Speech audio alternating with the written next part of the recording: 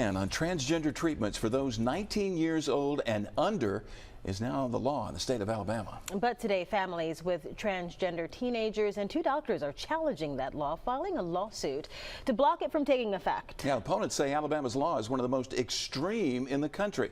Fox News' Shelby Myers now joining us live tonight to tell us why. Shelby? Well, Byron and Lenise, this law would make it a Class C felony to provide transgender treatment, and that could be up to 10 years in prison if found guilty.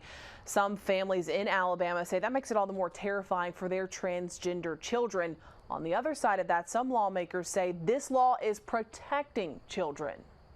Seeing my son become who he is has been a joy. One that could be taken away with the passing of the Vulnerable Child and Protection Act. Recently signed by Governor Kay Ivey, the law makes it a felony to provide or receive gender-affirming care, like puberty blockers or hormone treatment for transgender teens under 19. And to see that go away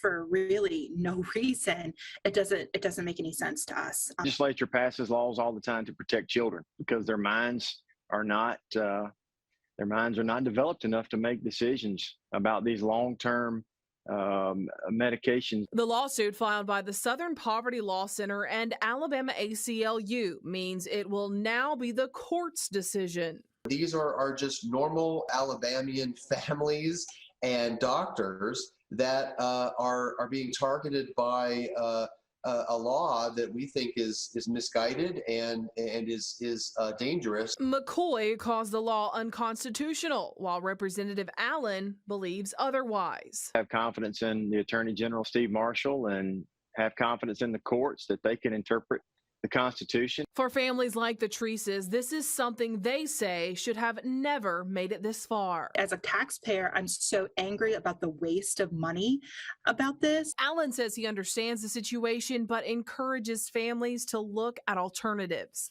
It's not lost on me that these situations are tough for these young people, these minors and their parents. And that, like I said, that the bill does not restrict mental health counseling at all.